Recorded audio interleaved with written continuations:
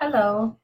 This chapter lecture is on chapter 5, titled Managing Productivity and Controlling Labor Costs. Productivity standards define the acceptable quantity of work to be done by trained employees. Performance standards explain the quality of work that must be done by trained employees. As a supervisor, you would have to balance the quality and the quantity in relation to the volume of business and the level of service your department provides. So to determine a productivity standard for food servers, for example, the supervisor needs to record the number of guests served, number of hours the server worked, number of guests served per hours worked. With slight alterations, the textbook's Exhibit 5.1 can really be helpful in determining activity standards for other food and beverage positions, such as cooks or pantry workers or cashiers. Now let's look at a hospitality or specifically a hotel example. Wow, to determine the room cleaning productivity standards, there are several steps, like determine how long it should take to clean one guest room. Second step would be to determine the total shift time in minutes. The third step would be to determine the time available for guest room cleaning.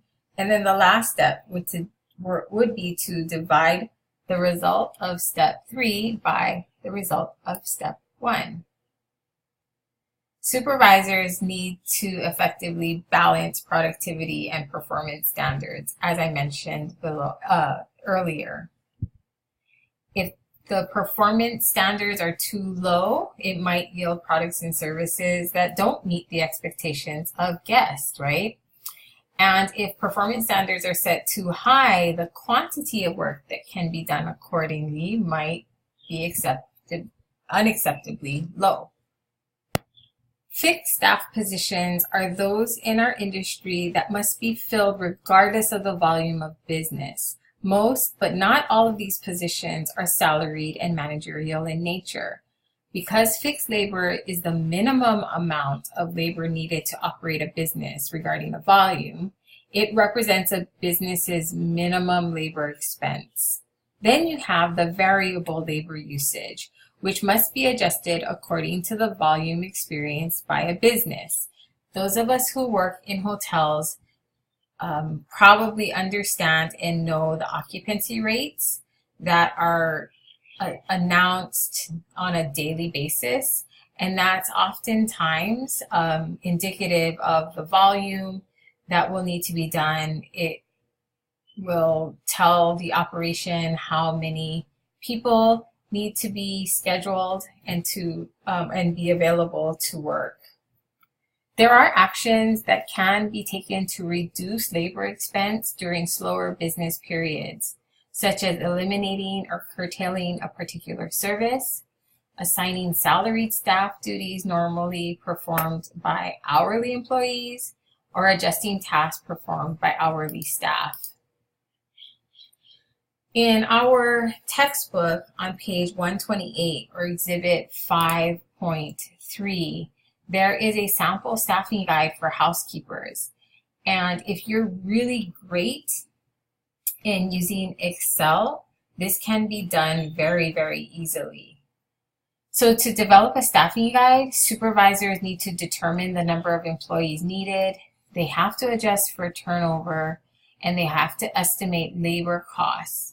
They also need to utilize these staffing guides and budgets when scheduling. There's something that we call forecasting. So a lot of organizations in hospitality develop could be a monthly or a 10-day or a 3-day forecast of volume of business. So the 10 and the 3-day forecast are used to sort of fine-tune the work schedules by incorporating the most recent data. In our textbook, pages 132, 133, and 134 have samples of these types of forecasts. Because forecasts directly affect the supervisor's effectiveness when scheduling labor, many hotel and hospitality supervisors monitor reservations through any given day, and they update their forecasts and make modifications to employee schedules as needed. The further the forecast period is from the date the forecast is made, the greater the difficulty in making the forecast and the greater risk that the actual results will differ. Forecasts should be periodically reviewed and revised when new information is changed. There's also forecasting business volume. So base adjustment forecasts are the simplest forecasting method and use the most recently collected data as the basis for forecasts. For example, assume that the hotel's dining room generated revenue in January 2000 and X of $150,000. The projection for the following January, using an anticipated 10% increase due to a special event in the area, is computed, and that makes $165,000. So there's somewhat simplified versions of forecasting. There are a little bit more complex ways and probably finer tuned ways to forecast as well. Moving forecasts are a method of forecasting in which historical data over several time periods are used to calculate an average. As new data becomes available, they are used in calculating the average by adding the most recent time period and dropping the earliest time period. Sales or revenue forecasts are used with the staffing guide to determine the number of labor hours to schedule each day for every position in the department. Observations for developing and distributing work schedules include the following. The schedule should cover a full work week. Work weeks often are scheduled from Saturday to Friday because weekend leisure business is most difficult to forecast beyond a 3-day forecast. The work schedule should be approved by appropriate managers before being posted and distributed to to employees. And schedules should be posted at least 3 days before the beginning of the time period for which they apply. Schedules should be posted in the same location at the same time each week. And days off, vacation time, request off should be planned as far in advance as possible and indicated on the posted work schedule. The work schedule for the current week should be reviewed daily in relation to forecast information, and any scheduling changes need to be noted and highlighted directly on the posted work schedule so that the changes are not overlooked by affected employees. A copy of the posted work schedule can be used to monitor the daily attendance of employees, and this copy should be retained as part of the department's permanent record. Again, there are alternative scheduling techniques, which was explained in previous chapters, like staggering regular work shifts, compressing the work week, also implementing split shifts, and increasing the number of part-time employees or the number of temporary employees. Two of the most useful scheduling tools are past experience in developing work schedules and knowledge of staff's capabilities. Staffing and scheduling is not an easy task, and it has to be done with high precision. So I highly recommend, if you are interested or you will be in a position to schedule, that you take a lot more time to be trained and knowledgeable in this area. Supervisors must monitor and evaluate the scheduling process by comparing the actual number of hours worked with the number of scheduled working hours. Significant variances should be analyzed and corrective action taken when necessary. There may be explainable reasons for a difference between standard and actual results. If the explanation for variances is reasonable, corrective action is not needed.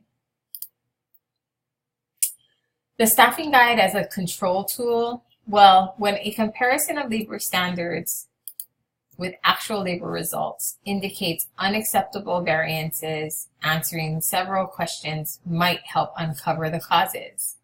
Are the labor standards established by the position performance analysis or analyzed correctly? How accurate are the forecasts used for scheduling staff? And are employees performing tasks that are not listed on their job description?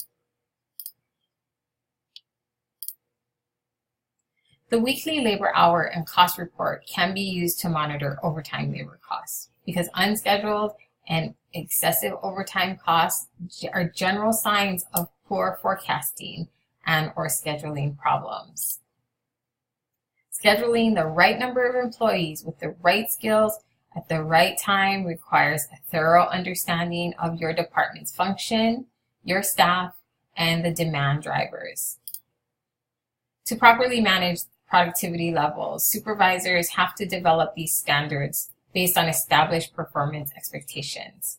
Supervisors also need to construct a staffing guide based on productivity standards and create employee work schedules by using the staffing guide in conjunction with business volume forecasting. Using this 5-step process for increasing productivity may certainly help. Step 1, if supervisors know what must be done to meet current performance standards, they can observe what is actually being done and note any differences. Secondly, when work problems arise, there is more than one way to resolve them.